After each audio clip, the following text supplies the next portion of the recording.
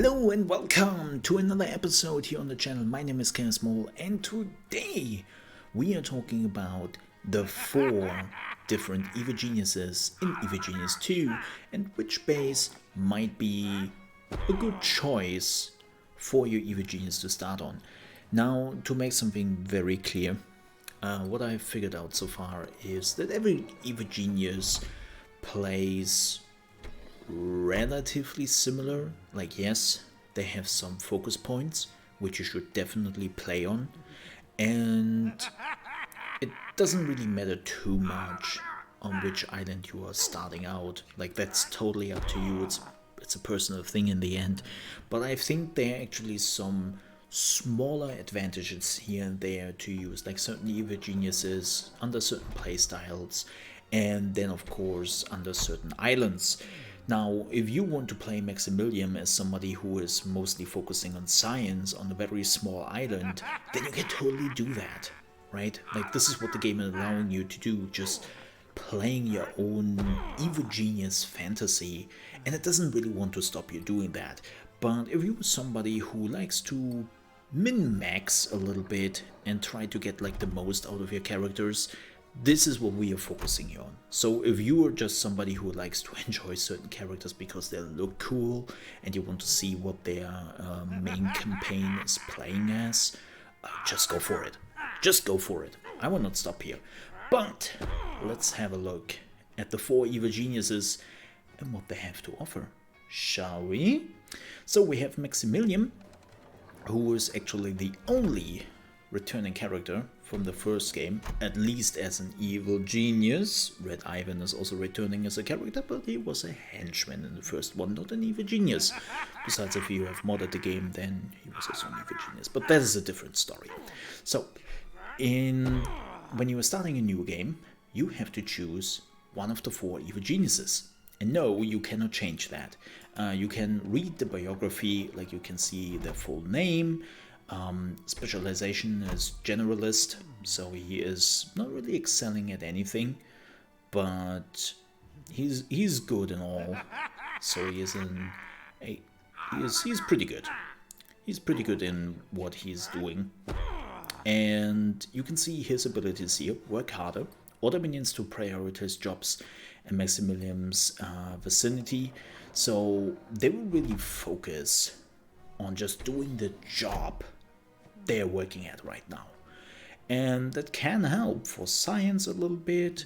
That can help for, even though I think Maximilian's ability is actually not for science, because Zalika's ability does, and she is a specific mention of it. So I think science is actually the only job with Maximilian cannot really push with it. Or at least I haven't seen a big difference by playing him myself. And keep in mind that all those abilities, when you activate them, will drain their energy, and you have to go back to your layer now and then to actually regain that energy. So what you want to do is, if you really want to efficiently use your Evil Genius, is have a layer nearby, so that your Evil Genius don't have to run that many paths. But also keep in mind, if you build your layer at the beginning of the base, it's easier for the Forces of Justice to take you out. So keep that in mind. Train Faster is his super ability, so to speak, which will instantly complete any minion in the training area near Maximilian. And the circle is relatively small. Like, if you were playing it well, I would say you can finish up between 3 and maybe, if you're really good, 5 minions immediately. But yeah, between 3 and 5 minions, so keep that in mind. His passive is a larger workforce. Max knows when to rely on overwhelming numbers and when to get a specialist in to do the job. Max can earn gold more reliable than anyone else and starts with additional minions. So I think he has some like extra schemes where you can make money. He has more choices there with the schemes, and he just starts with more workers at the beginning. So that's his passive. Now, Red Ivan. He is, well, as I said, a henchman, or was a henchman in the first game, and is now back as its own evil genius. And he is a heavy muscle madman, and he's definitely the dude who likes to go out with a bang. And his first ability is Do It Now. Order minions to prioritize jobs in Red Ivan's vicinity. Additionally, any nearby minion receives a combat boost. A nearby minion, yes. So Ivan is definitely somebody you want to have nearby when the fighting starts. He can also take a punch. Like, it's not like he is getting down after like 2 hits or so. Like, he is, yeah, he's a little bit more beefier. But that also means, and let me tell you that, you have a higher chance that he goes down. I actually had moments where I had to be really careful because Red Ivan was close by when the whole fighting started, because I wanted to support his troops. And yeah, the Forces of Justice definitely took that opportunity to take some shots at him. So be careful that you are not overdoing it. Then he has also Old School. Ivan equips a rocket launcher and fires devastating, powerful explosion shot. Warning: chaos might ensue. So the rocket launcher this time helps more than the first one, because thankfully it doesn't set anything on fire in your base. I don't know how they do it, but you will not burn your own base down, which, let's be honest here, is pretty neat. So use the rocket launcher, don't fear it, just use it, and have fun with it. And his passive is Might Makes Right. Born in battle, Ivan is capable of marshalling a large number of muscle minions without paying quite so much. Even his workers pack a better punch. That is actually true. Like, as I said it in the previous video, the worker minions are now absolutely horrend. They are so bad.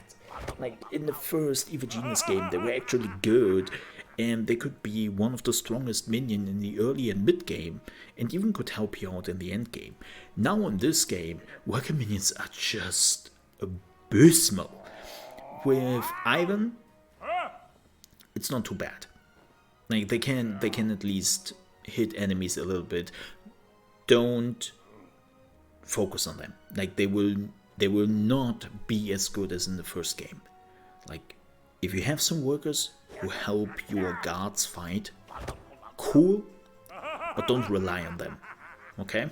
Like, there is still a distinct difference between worker minions from the first one, worker minions now, and your muscle minions don't take too much money, which is kind of neat.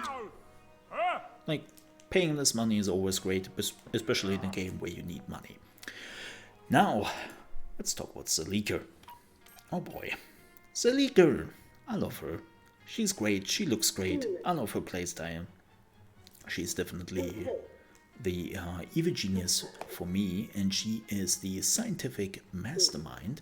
And my plans take priority. Order minions to prioritize jobs in Zalika's vicinity. Science minions receive a bigger boost. And the difference between using this and not using this on Zalika is day and night. Like, you definitely boost your speed by 30-35% from what I have seen. I haven't done the math on it, so don't rely on it too much, but the boost is very good. So use her. Immediately repair all items and extinguish fires in her aura. And yeah, use the smarts, which is one of her stats, so you have to refill that. It's so helpful. When you have to fight with saboteurs and they have fires all over your base, and you can basically just run in after the fight, hit repair, and those 20 fires are going out in an instant. It saves you so much, because the fire can destroy all those items, and when you are unlucky, they're really expensive items you just lost. So she is really good at fixing mistakes. You haven't taken out those saboteurs quickly enough, or you haven't taken out like some other things which can cause explosions, hashtag spoilers, I will not tell you, but there are other ways which can actually create explosions in your base, and she can just save your ass so many times you won't believe it. So she is really good at that. Use her, she's great. And her passive is true genius. Zalika knows everything. Her science minions are more capable than most, uncovering the mysteries of the universe much quicker. So again, she has a huge science bonus. Like when I played Maximilian, and I was at 3x the science speed, so 3 times faster. I was like, yeah, this is not bad. And then I used Zalika and her science minions for the first time, and double the speed, at least. Like, it is so much faster. So if you are somebody who likes to research a lot and hates when the research bar is not filling up quick, she is your evil genius. Like, she is right for the job. Now let's talk about Emma.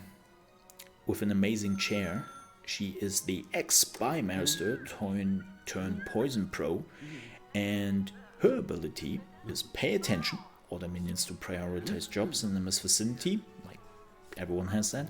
Also increase the spotting power of nearby minions. What is spotting power? Spotting power is what you need to find disguised forces of justice. Like, there will be enemies coming into your base which, like, just vanish, they go invisible, or they actually camouflage themselves as your minions. And some of your minions are a little bit better at spotting them, like cameras are also helping. But she can activate this nearby, and then it just goes up. And you can spot those enemies much, much quicker. It's really helpful. Especially if you're fighting against the investigators and Agent X, which is a super agent in the game, or a super investigator, and thieves. Like, she's really good against thieves and investigators. Now, the first active or second ability, which is like her own, is Plotter, and that is Emma bolsters her henchmen, resetting their cooldowns and giving them an edge. That can be super devastating. Like, they're showing in the picture how she's basically boosting Barracuda, or Barracuda Jr. because it's his son, and he has like a special silver revolver with 6 shots, and those shots can one-shot. Not super agents, but nearly every other enemy they can one-shot, and just resetting that immediately is so strong. So if you like to just be a summoner, a puppet master, she is definitely your evil genius. Now, the passive is Spy Master. Emma's history as the head of the Hammer has left her with an intimate knowledge of her foes. Her deception minions are more efficient, and she can reduce heat more efficiently across the world. So what does that mean?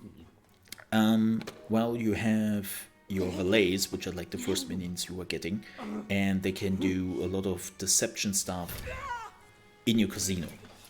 And so that means they will reduce the stats more efficiently on the enemies of the forces of justice going through your casino before they actually go into your base. And sometimes they are giving even up before they even reach your base, thanks to Emma's passive.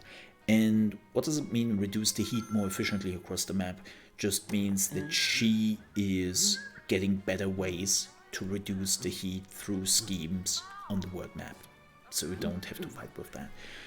So if you want to basically slow down the forces of justice in your lair, and you want to make sure that they are not like too many soldiers coming in, or too many agents, or even super agents coming in, she is the right villain for you.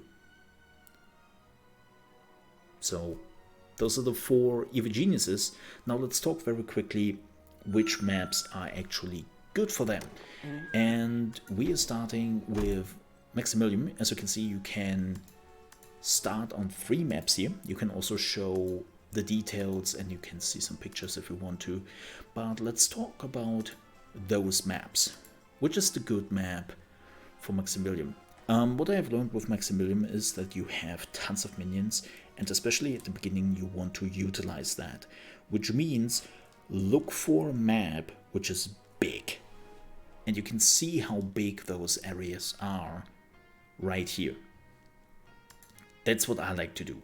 Like you can see that this one, the initial diggable area, is smaller, like much smaller than here, and that's not good for Maximilian.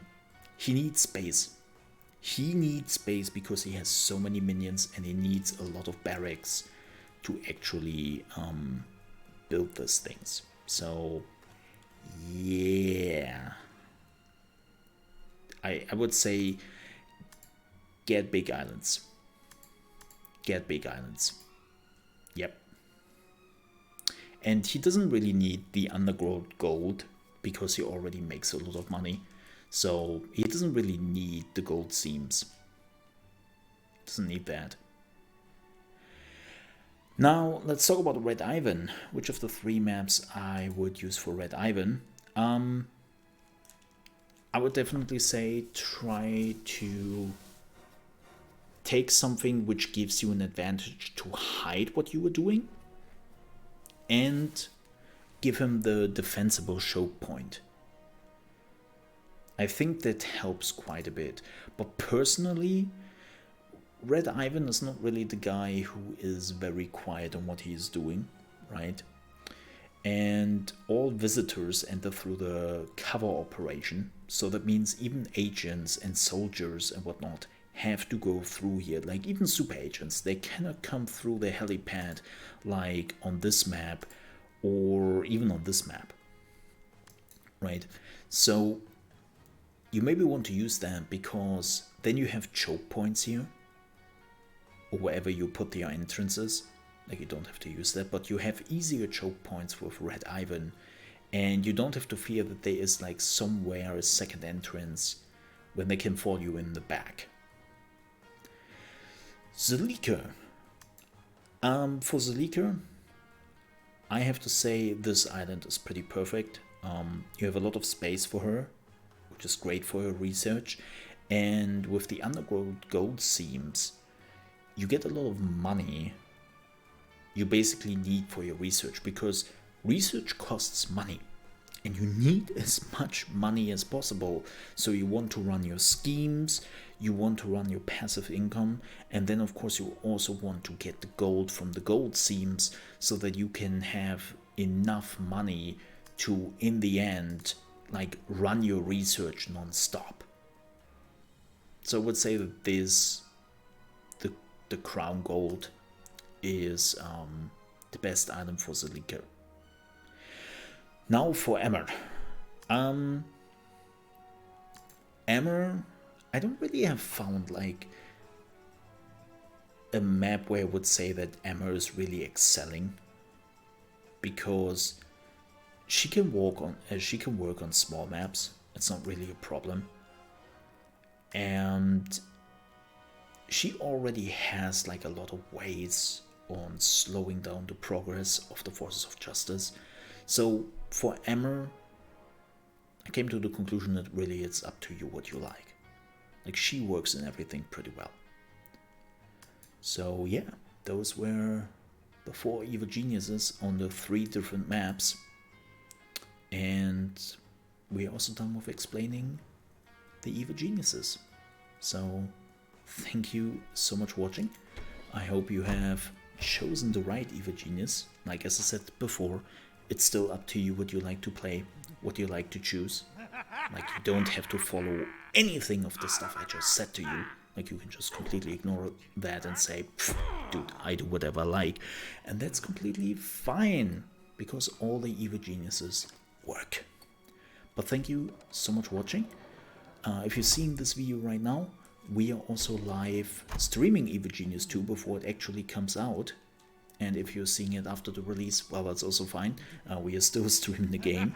And you can find us on trovo.live/ChaosMole. You will find also the link to the channel in the description.